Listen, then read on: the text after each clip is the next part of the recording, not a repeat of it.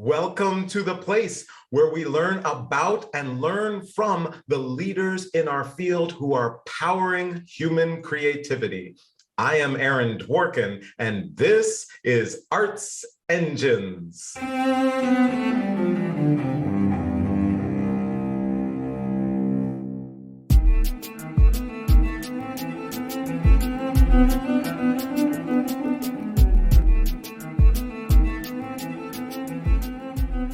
Thanks again for joining me here on Arts Engines. Today's guest is Charlie Grode, who serves as president and executive director of the Merit School of Music. Charlie, welcome to the show.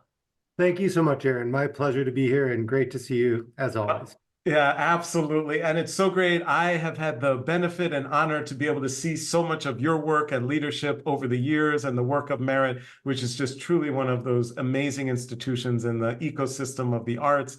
And so it's just wonderful to be able to have you on the show and, of course, have as one of our creative partners for the show. So I thought it would be great just to start out at first, if you could share for our audience who may not know, anyone who may not know, is kind of the scope of the work that Merit does and the focus that you have at Merit. Sure. So Merit is a community school for the arts. We were founded in 1979 when access in the public schools here in Chicago was curtailed. We currently work with about 3,000 students drawn from across the city of Chicago, Chicagoland, and the region.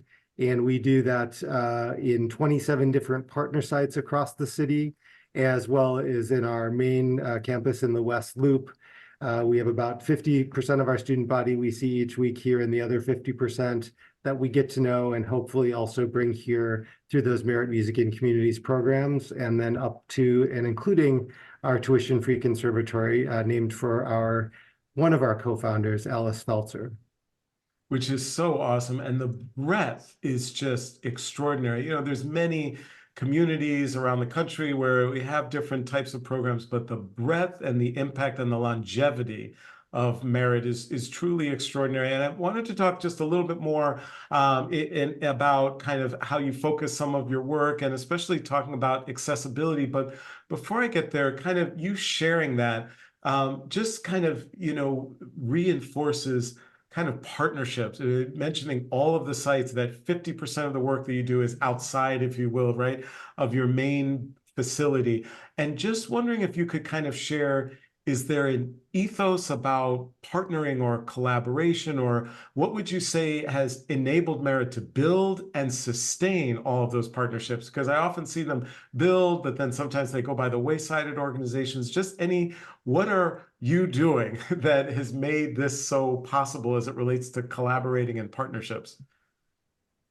Well, I think that Merit was founded in partnership, right? We had co-founders who came together. They were volunteers as docents at the Chicago Symphony Orchestra at that point, and they really felt as though it was critical to provide ongoing access to opportunity for the limitless talent that, could be found in young people across Chicago. So I think it's really a part of how we started as an institution.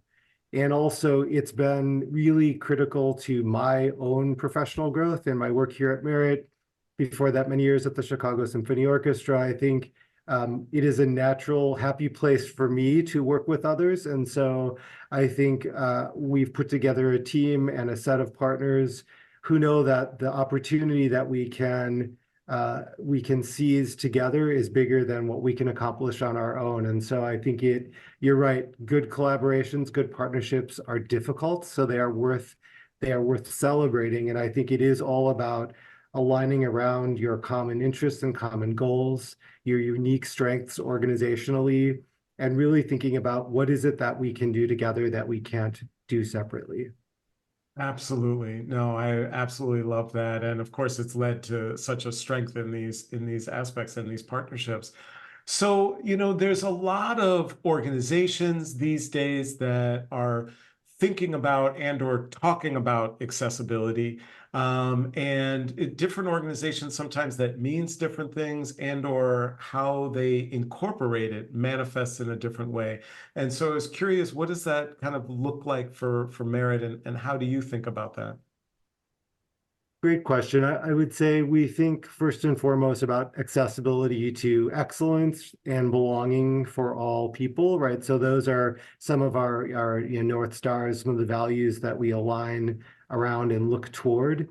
And I would say for us, we've really tried to think about how do we broaden the idea and the invitation, right? So we really pleased that over the last several years, we've been able to develop, again, a partnership with the Foundation for Hearing and Speech Resources. So we've been able to create musical experiences, interactive musical experiences for little ones who suffer from hearing loss or deafness, and who are also the beneficiaries of cochlear implants. So really to open up that world of sound and self-expression with them. So that's a new part of our organizational identity I'm particularly excited about. And then we've also created some sensory and friendly family concerts. So these are open to the broader community. They feature Merit musicians, our large ensemble, often our wind symphony and our conservatory. And they invite a multi-generational audience here to Merit to experience music and to respond to it, to move to it. And for those little ones who might be overwhelmed by the sound, right, they get their little headphones, their little earmuffs, and their little fidgets in case they get a little distracted. And so I love that very broad multi-generational community we've been able to create. And then that builds on our founding program, right, on our tuition-free conservatory, which is about providing accessibility by removing financial barriers, right? And we see 300 kids that come together 26 Saturdays each year. Half of the graduates from those programs go into college in music, the other half go into other disciplines, but they all achieve that college readiness through their growth at Merit. And so I think we try to define and live into this value of accessibility broadly and deeply over time. It's just the breadth is just, I think, so key and just, I think, stands as such a marker for many, in our audience to look at, and that accessibility is cutting across any type of, that you're basically looking at anyone where, oh, they might have a sense of lacking access, and we are going to be the place in our community that provides it. I think whether it's financial aspect, whether it's physical manifestations that provide some challenges to that access, it's really just transformative. And again, goes to, it sounds like the heart of really the ethos of Merit. One additional thing that you mentioned too, in talking about your students coming out and of course all being college ready, and directly going into music. And so I know for a lot of music programs and education programs, some are fixated just on, if you will, music. We are preparing, professional musicians, and some are like, we are doing youth development work, etc. Just wondering if you could delve a little more into how you look at that balance, and when you say, or we're no matter what, any of our students will be college ready. Kind of, how do you view that? What do you mean by that? Are there certain principles that you say every student, coming out of Merit has these particular skill sets, is ready in this way? I think that what you're talking about is really how do you balance breadth, how do you balance depth? And I think that changes over the lifetime of institutions, depending on where they are in their life cycle, depending on their circumstances. But for Merit, I think we want to make sure that whatever our students experience, what they learn here, those skills set them up to achieve their full potential in life, whatever that is. And so I'm really proud of the fact that for those who graduate from our conservatory, the quality of the music education is at such a high level that if they want to, they can pursue music as their college career and beyond. But that education also speaks to the success of the other 50%, right, who use all of what they learn at Merit to go into other fields. And so for me, that is really about those critical skills of self-expression, of persistence, of teamwork, of communication, right, of discipline, of showing up for others with your best self, right, and helping others be their best selves too. So I think it is really trying to provide multiple pathways here at Merit, multiple entry points, and that there is those skills those attributes are ones that you will take away and take with you to success in life, whatever path you choose. It's just such extraordinary work. It really is absolutely amazing and stands, as kind of the pinnacle for so many other organizations. So this is such great work that you're doing. Unfortunately, we are just about out of time, but I always like to ask of all my guests, there's got to still be challenging days, even though this work is so rewarding, and sometimes where there may be obstacles you feel can't be surmounted. Just really from a perspective of an arts administrative leader, do you use any kind of mechanisms of leadership or best practices that help you during the toughest of times?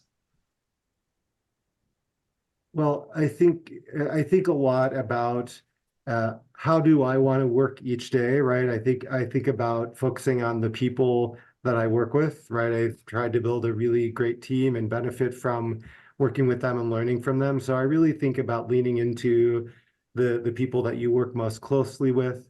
I think very much about focusing on students and mission and thinking about how the decisions and the work that we do benefit them, and that's where we really need to be focused. And I also think about taking the long view, and so that means in each day, think about the successes that you are experiencing, think about the setbacks you're experiencing and learn from those, and then take the long view to realize that over time, if you stay focused on your mission, on your students, you work with people that you care about and who care about the work, you will continue to rise to meet those goals together. And that doesn't mean that every day is easy, but it does help you to focus on what it is you're trying to achieve that's beyond the present moment. Uh, Charlie Grode, you truly are one of the arts engines who is powering human creativity in our world. Thank you so much for everything you do, and thanks for being on the show. You're so welcome, Aaron. Thank you.